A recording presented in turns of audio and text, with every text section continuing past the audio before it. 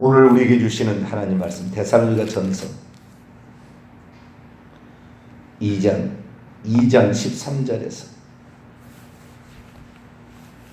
14절까지 데살로니가전서 2장 13절에서 14절까지 말씀입니다. 신약 330쪽.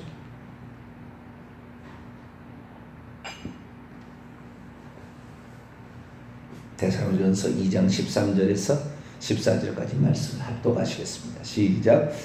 이러므로 우리가 하나님께 끊임없이 감사함은 너희가 우리에게 들은 바 하나님의 말씀을 받을 때에 사람의 말로 받지 아니하고 하나님의 말씀으로 받음이니 진실로 그러하도다. 이 말씀이 또한 너희 믿는 자 가운데서 역사하느니라. 형제들아, 너희가 그리스도 예수 안에서 유대에 있는 하나님의 교회들을 본받은 자 되었으니 그들이 유대인들에게서 고난을 받음과 같이 너희도 너희 동족에게서 동일한 고난을 받았느니라. 아멘. 기도합니다. 하나님 감사합니다. 한 나라의 지도자가 무엇을 선택하느냐에 따라 나라의 흥망성쇠가 결정되는 듯 하는데, 남유다와 북이스라엘의 지도자들이 우상을 섬겼을 때, 하나님을 버리고 제 길로 갔을 때 그 결과들이 어떠했습니까? 아합 하나님을 버리고 우상을 섬기자 온 땅에 기근이 임했고, 결국에 그로 말미암아 북이스라엘이 우상 숭배로 망하게 되었습니다. 남유다도 늦었지만 전철을 똑같이 밟았고 결국에 남유다도 망하게 되었습니다. 하나님을 잘 섬겨야 이 나라에 비전이 싸우니 믿는 자들 처소에서 정신 차리게 하시고 각기 위치에서 자신의 역할을 잘 감당케 하시고, 그래서 이 나라가 하나님 멸망이 오더라도 늦게 오게 하시고 주님 오실 때까지 이 나라가 멸망받지 아니하고 복음을 전파하는 국가로 쓰임받을 수 있도록 역사해 주옵소서. 이 시간도 주의 말씀을 듣고자 합니다. 하나님, 저희들에게 말씀하여 주옵소서. 우리 주 예수 그리스도의 이름으로 기도하옵나이다. 아멘. 할렐루야. 새벽마다 우리의 기도가 이 나라를 지킵니다. 쉬지 말고 기도하시고 하나님을 바라보시고 이렇게 가기 바랍니다. 아합이 우상을 숭배해서도 그 나라가 망하지 않는 것은 7,000년에 숨겨둔 선지자들이 기도하고 있었기 때문에 그런 것입니다. 그 뒤로 몇 대가 못 가서 망하긴 망했지만 그 선지자들이 없어지니까 그런 거죠. 의인 10명이 없어 소돔과 고모라 성이 멸망했던 것처럼 기도하는 자가 있으면 나라는 망하지 않는다. 이것이 교훈입니다. 새벽에 우리의 기도에 이 불이 꺼지지 않아서 이 나라가 우리 살아 생전에 우리 후손들에게도 좋은 국가를 물려줄 수 있도록 기도해 주시기를 바랍니다. 오늘 말씀은 데살로니가 교인들이 바울로부터 복음을 받을 때에 사람의 말로 받지 아니하고 하나님의 말씀으로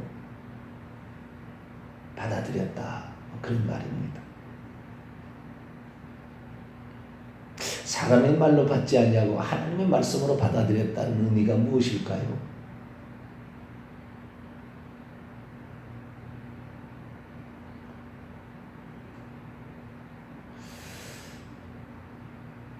사람의 말, 인간의 교훈이죠.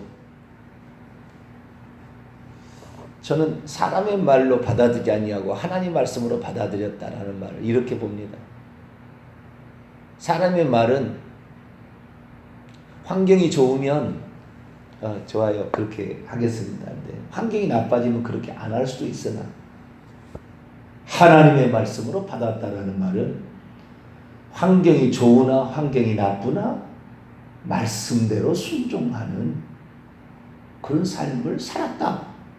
그렇게 들려요.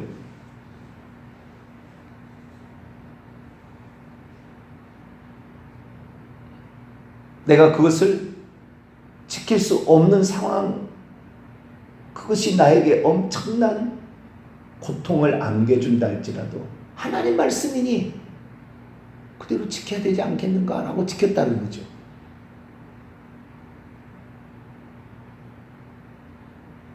그 의미를 14절에 얘기를 하는 거예요.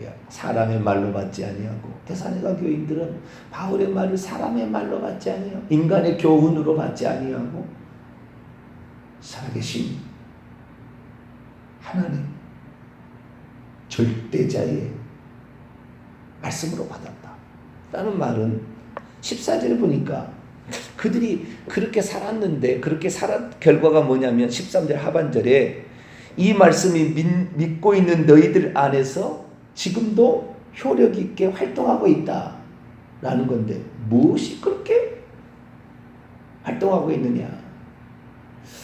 보통 이 말씀을 인용할 때 다른 목회자들이 어떻게 인용하냐면, 지금 제가 하는 말처럼 인용하지 아니하고 이 말씀의 의미를 주의 종의 말을 사람의 말로 받지 아니하고 하나님의 말씀으로 받아들이면 너희들도 기적을 체험한다.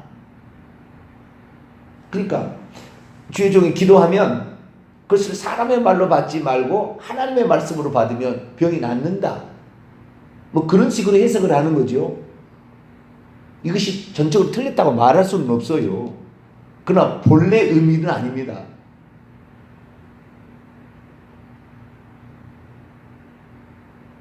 이것을 주의 종이 성도들에게 뭘 해주거나 기도해 주는 것을 의심치 아니하고 그대로 순종했다라는 의미로 하는 거죠. 예를 들어서 아무개 원사님 이번에 뭔 일이 있었는데 좀 하시죠? 그러면 그 권사님이 저는 저기 형편이 안 돼서 못하겠습니다. 이렇게 하지 아니하고 주의 종의 말을 하나님 말씀으로 듣고 그렇게 하겠습니다. 형편이 어려워요. 하기 어려운데도 주의 종의 말을 100% 순종했다. 그런 식으로 인용을 합니다. 그렇지 않나요?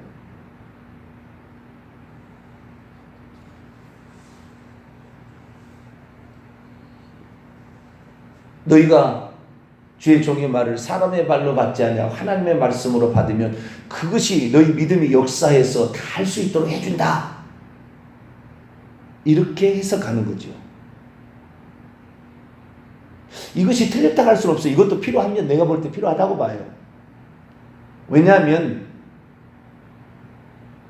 하나님께서 직접적으로 그렇게 말하지는 않을 거니까. 그런데 우리가 육체를 복종시키고 우리의 생각을 내려놓으려면 때로는 그것도 필요합니다. 제가 볼 때 그래요.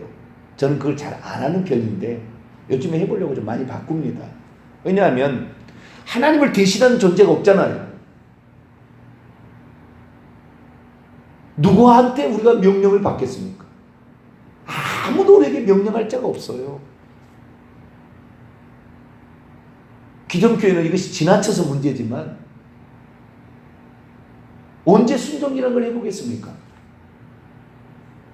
집사님 이거 한번 해보시죠 라고 얘기를 해야 하나님의 말씀으로 받아서 순종해봐야 자신의 의지를 내려놓고 하나님의 뜻대로 살려고 하는 그게 있지 않겠어요? 필요하지 않겠어요? 근데 기존교회는 그것만을 얘기하는 거예요. 근데 사도 바울이 원래 얘기는 그 얘기가 아닙니다. 그 얘기도 성경 전체로 봤을 때는 틀린 말이 아니죠. 가끔씩 그래야 한다고 저도 생각합니다. 요즘은 제가 지금 생각을 좀 바꿨어요. 사람들이 스스로 잘 안 해요.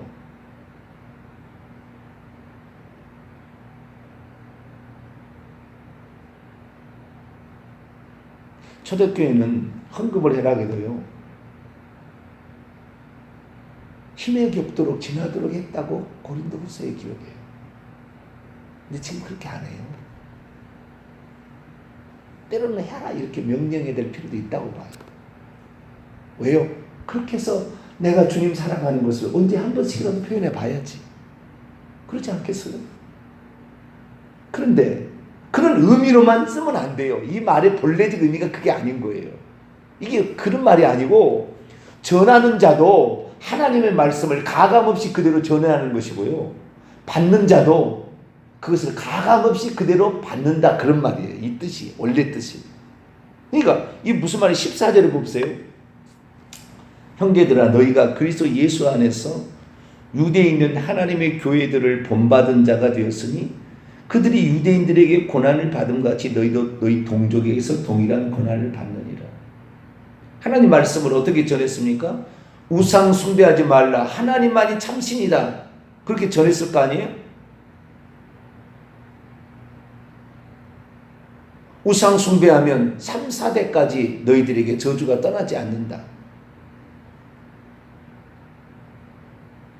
이 땅에 하나님 위에 신은 존재하지 않는다. 전부 귀신이지.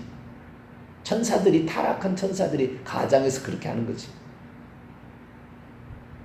아니면 인간이 만들어놓은 고한물, 조형물 뿐이지 라고 사도 바울이 얘기를 한 거죠. 그러게 되면 필연적으로 나타나는 증상이 뭐냐면 자기들이 이전에 섬겨왔던 신과 결별을 해야 되는 거예요. 우리나라 같은 경우는 조상신 제사를 그만둬야 되는 거죠. 이 말씀을 그대로 선포를 하게 되면. 그래서 다른 말로 표현하자면 정직하게 선포한다? 뭐 그런 말이에요. 주의죠. 가감없이.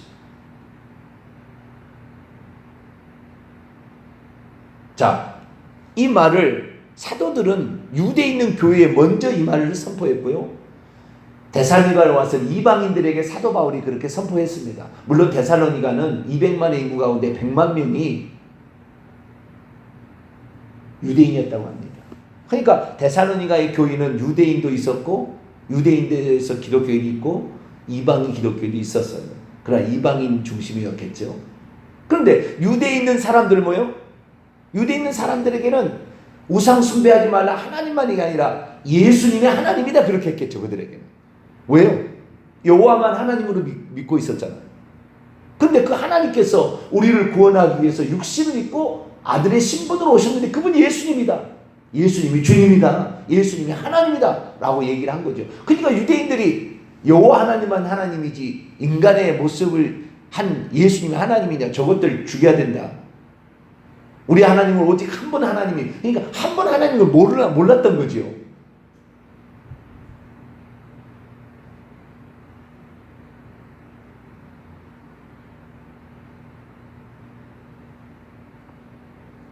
그래서 저는요, 핍박을 면회고로 만든 것이 삼위일체라고 합니다. 삼위일체. 여호와도 하나님, 예수도 하나님, 성령도 하나님. 그럼 문제 없잖아요.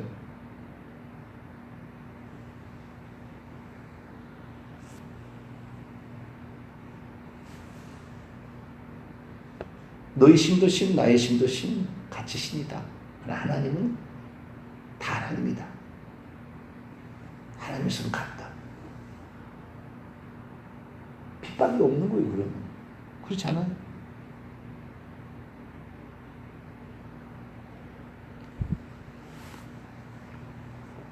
그럼 유대인은 주의, 뭡니까?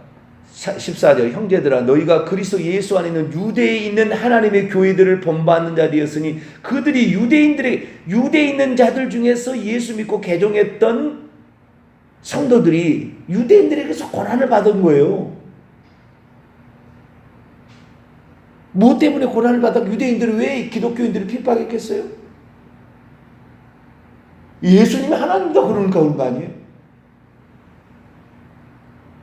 그 예수님이 여호와다 그러니까 그런 거 아니냐 이 말이에요.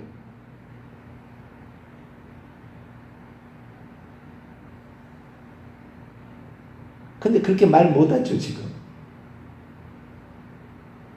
하나님 말씀을 전하는 자도 사람의 말로 만들어서 당시의 종교가 바벨론 종교의 그 모습 그대로 전하는 거죠. 핍박이요. 자기도 핍박을 2단이니 3단이니 핍박할까봐 만든 거죠. 그 밑에 더 자세히 나왔어요. 바울이 얘기하는 거. 15, 16절 보세요. 유대인은 주 예수와 선지자들을 죽이고 우리를 쫓아내고 하나님을 기쁘시게 하지 아니하고 모든 사람의 대적이 되어 우리가 이방인에게 말하여 구원 얻게 함을 그들이 금하여 자기 죄를 항상 채우며 노하심이 끝까지 그들에게 임하였느니라. 그들만 구원 받겠대요. 여호와 하나님으로. 예수 하나님 전에서 모두가 다 구원받게 하는 것을 용납할 수 없다는 거예요. 이기적인 욕망.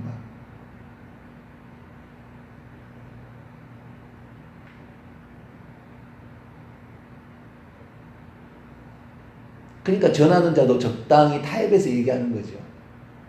적당히. 이방인들은 뭐입니까? 이방인들은 이 데살로니가에 신이 있었어요. 이 데살로니가는요, 성기신 디오니소스라는 성기신을 숭배했고요.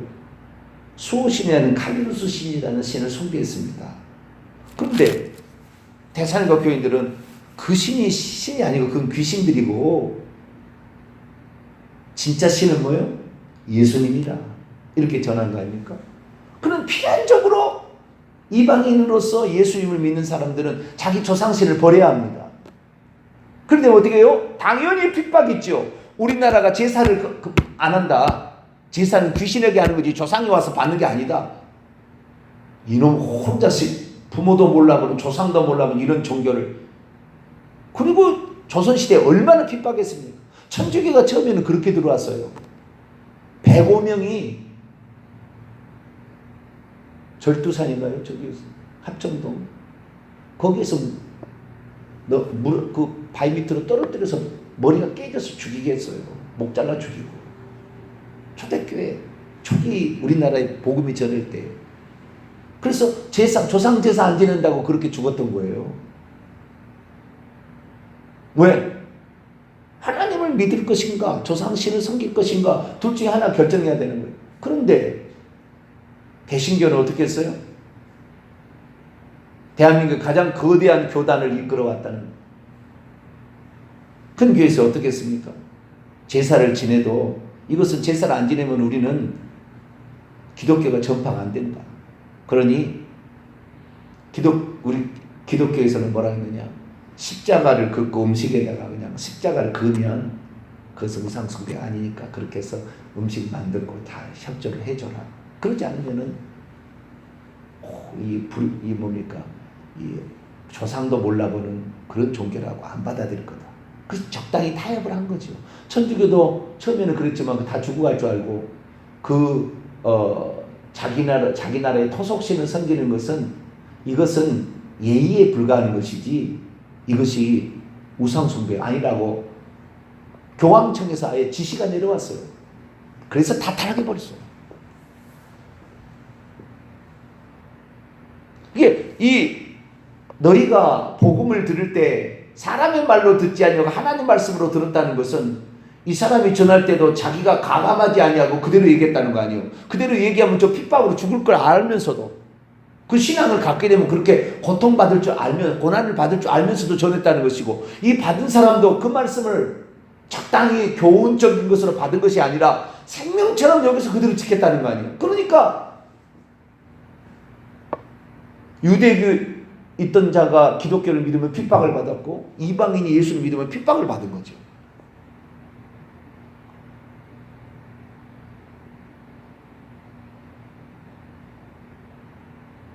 주의 종이 기도하면 낫는 줄을 믿으라 이 말이 아닌 거죠.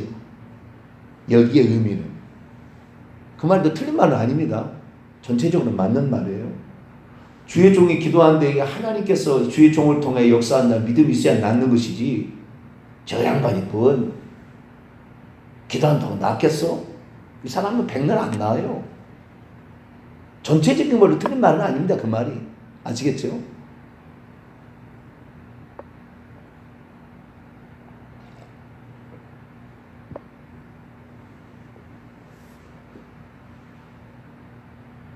근데 이 본래적인 말은 하나님의 말씀을 더하거나 빼지 말고 있는 그대로 전하고 있는 그대로 받아들였다 그 말이에요. 그럼 반드시 나타나는 것이 고난과 핍박이라는 거예요. 왜? 귀신이 사탄 마귀가 자기의 자식들이었는데 빼앗기는 거니까 주변 사람을 시켜서 핍박해서 신앙을 무너뜨려서 다시 자기 자식 만들려고 그러겠죠. 당연히 나타나는 증상이에요. 그런데 그것을 핍박을 면해보려고 고난을 면해보려고 적당히 타협하는 거죠. 국민 의례입니다. 십자가 긋고 제사 지내면 아무 상관없습니다. 이런 식으로 바꾸는 거죠. 그러니까 거기에는 많은 사람이 몰려들고 우리도 추대배 장례배 드린다? 너희들 제사 드리는 것처럼 똑같이 한다? 핍박을 면해보려고 그런 것이지 그것이 하나님이 그렇게 만든 게 아니라고요.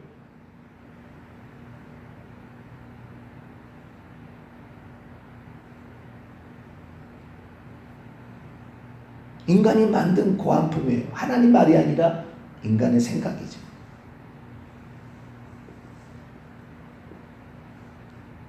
그렇다고 해서 조상 제사를 지내는 시어머니가 있는데요. 시어머니, 어머니, 난 이제부터 우리 시아버지 제삿날 저는 이제 안 참석합니다. 왜 그러냐? 그냥 귀신이라고 목사님이 그러던데요. 시아버지 안 오고요. 귀신이 온대요. 그러니까 절대 저는 이제부터는 음식도 안 만들 것이고 제사도 참여하지 않을 겁니다. 그러면 그 시어머니가 무슨 생각을 하겠어요? 저것은 어른도 몰라보는 저런 종교의 모양이다. 시어머니가 교회를 안 나오죠. 지혜가 우리가 여기서 아주 지혜롭게 행동할 필요가 있어요. 분명한 것은 사실은 사실입니다. 시어머니가 안 오죠.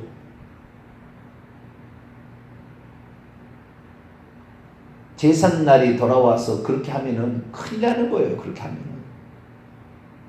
올해가 만약에 제삿날이다 그러면 제사를 지내세요. 그리고 제사가 끝나고 한참 지나서 어머님 생신이 되면, 시어머니 생신이 되면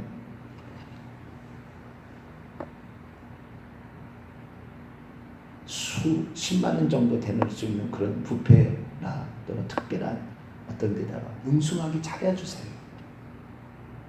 어머니를 위해서. 진실로 사랑하는 마음. 그리고 어머니한테 말씀하세요.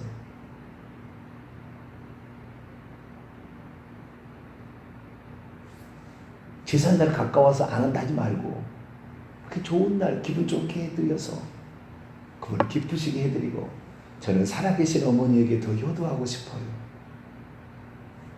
이번 달부터는 어머니께 용돈을 더 드릴 테니까 어머니 필요한 데 쓰세요. 그리고 또 한 번 지나면 또 어떤 일이 있으면 또 한 번 그렇게 식사를 대접하세요.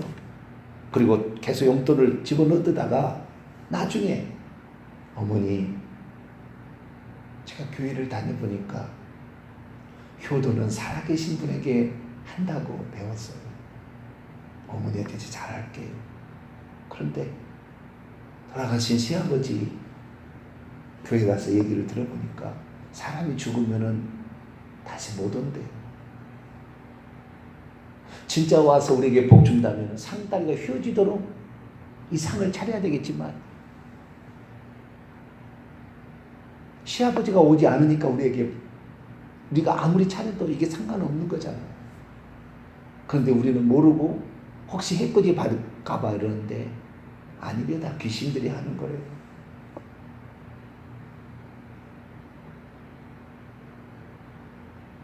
이게 진짜가 아니래요. 제가 어머니 잘할게요. 그리고 자연스럽게 부모님을 공경하는 그 마음에 의해서 나왔다는 것을 어머니가 낳은 아들 제가 잘할게요. 이렇게 해서 그 마음을 풀어드려서 가르쳐드려야 될 거 아니에요. 결정타는 뭐냐? 우리가 우상을 숭배하면 어머니의 자식과 3, 4대까지도 저주 가운데 머무른대. 우리 가정이 그동안에 예배 썼는데 잘 안 되는 이런 요인들이 있었는데, 이런 요인들이 우상을 숭배하게 되면 귀신이 저주를 주기 때문에 이런 일이 발생하고 불치병에 치매에 걸리고요. 엄청 어려움이 온대요. 어머니 어떻게 하면 좋을까요? 이렇게 해서 지혜롭게 그 문제를 풀어가야지. 목사님이 이렇게 말한다고. 어머니, 야, 시아버지 제사 잘 안 드립니다, 이제. 전 음식도 안 만들고요. 귀신이 안 섬깁니다. 이렇게 나가면 얼마나 억한 심정이 생기겠냐고요. 궁극적으로 우리가 지혜롭게 열 필요가 있어요. 그러나 이 초대교회는요, 바울의 말을 듣고 이런 엄청난 어려움이 자기에 닥칠 줄 알면서도 데살로니가 교인들은 그 하나님 말씀이 옳다고 그걸 따라갔다는 거 아니에요. 바울이 나중에 유대인들이 얼마나 이 득세든지 이 데살로니가 유대인들이 바울을 죽이려고 해서 도망을 쳤잖아요, 바울이. 그래서 베레아, 아덴, 고린도까지 갔는데 고린도에서 이들이 걱정됐는데 이들이 목숨을 각오하고 신앙을 하고 있다는 얘기일 때 얼마나 바울이 감동이 되든지 미안하기도 하고 오랫동안 말씀을 증거하지도 못했고 핍박 가운데 그렇게 놔둔 것이 너무 미안하고 죄송하면서도 그 신앙이 얼마나 기특하든지. 17절부터 20절 형제들아 우리가 잠시 너희를 떠나는 것은 얼굴이요 마음이 아니니 너희 얼굴 보기를 열정으로 더욱 힘썼노라. 그러므로 나 바울은 한 번 두 번 너희에게 가고자 하였으나 사탄이 우리를 막았도다. 우리의 소망이나 기쁨이나 자랑의 면류관이 있다면 그것이 무엇이냐? 그분이 강림하실 때 우리 주 예수 앞에 너희가 아니냐?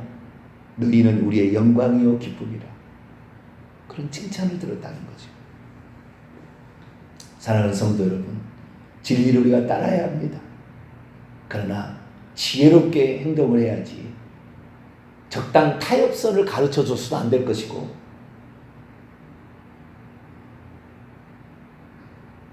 뿐만 아니라 자기가 생각해서 결정해가지고 막 바꿔서도 안 되는 거죠. 우리는 하나님의 말씀만이 진리인 줄 믿고 그대로 따라가되 참 지혜롭게 행동할 수 있게 되기를 간절히 바랍니다. 거룩하신 하나님, 예수님께서 제자들을 보낼 때 양들을 이리 가운데 보낸가 같도다. 너는 뱀처럼 지혜롭고 비둘기처럼 순결하라.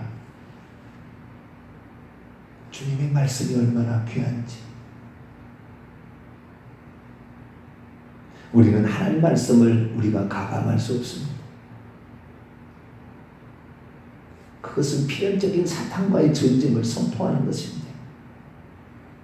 사탄은 사람을 통하여 역사하기 때문에 사람은 마음으로 움직이는 존재라. 우리가 무턱대고 무자지지 않을 것이 아니라 사람의 마음을 움직일 수 있는 지혜가 있게 하여 주시고 오직 성경 말씀이 진실인 줄 믿고 진리인 줄 믿고 그 말씀대로 지켜나가는 우리 모두가 되게 주옵소서. 우리 주 예수 그리스도의 이름으로 기도하옵나이다. 아멘. 하늘에 계신 우리 아버지여, 이름이 거룩히 여김을 받으시오며 나라 임하옵시며 뜻이 하늘에서 이룬 것 같이 땅에서도 이루어지이다. 오늘날 우리에게 일용할 양식을 주옵시고 우리가 우리에게 죄 지은 자를 사하여 준 것 같이 우리 죄를 사하여 주옵시고 우리를 시험에 들게 하지 마옵시고 다만 악에서 구하옵소서. 대개 나라와 권세와 영광이 아버지께 영원히 싸움나이다. 아멘.